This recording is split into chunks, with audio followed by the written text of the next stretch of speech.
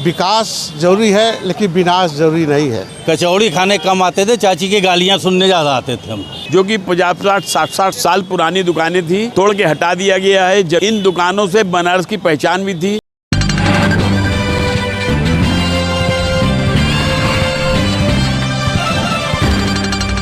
काशी अगर आप आए हैं तो पहलवान लस्सी एवं चाची की कचौड़ी का स्वाद जरूर चखा होगा, क्योंकि ये सैकड़ों साल पुरानी दुकानें हैं और विश्व प्रसिद्ध है।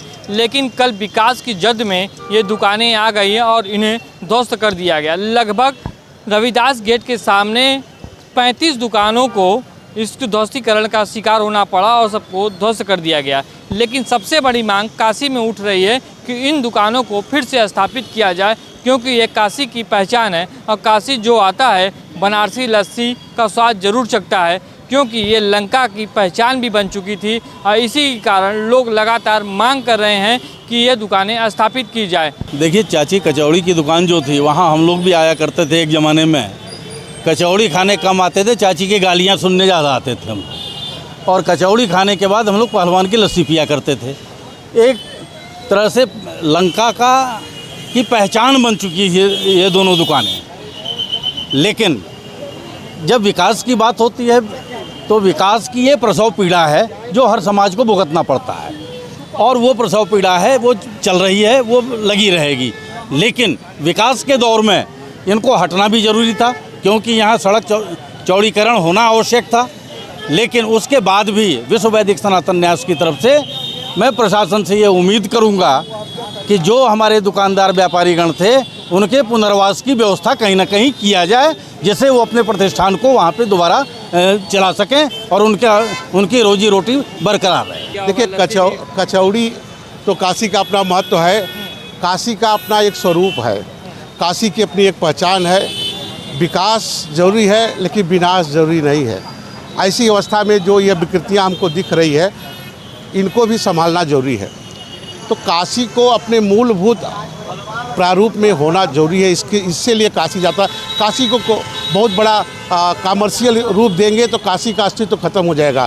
यहाँ बाबा विश्वनाथ की नगरी है, माँ गंगा की नगरी है। इसके अस्तित्व को मिटाने के लिए जो हमारे यहाँ पे 30 या 35 दुकानें जो धराशायी की गई है, इनको कहीं न कहीं विस्थापित करके इनके सामने आज रोजी रोटी का संकट आ गया है।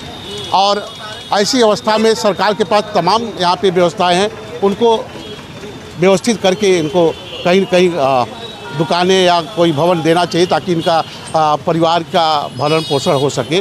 विकास के साथ साथ अब काशी को काशी रहने दीजिए।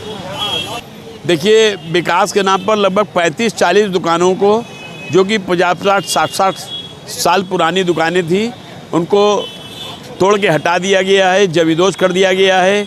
और कहीं न कहीं इन दुकानों से बनारस की पहचान भी थी।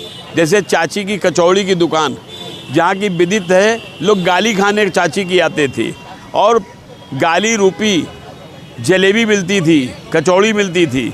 लोग सिर्फ गाली खाने चाची दुकान पे आते थे। इसी तरह से पहलवान जी की दुकान पे लोग लंका आते थे सिर्फ लस्सी पीने। बनारस में आने वाला हर पर्यटक जो बनारस को सर्च करता था, तो बनारस के पर्यटन में चाची की कचौड़ी की दुकान और पहलवान जी की लस्सी की दुकान आपको नज़र आती थी।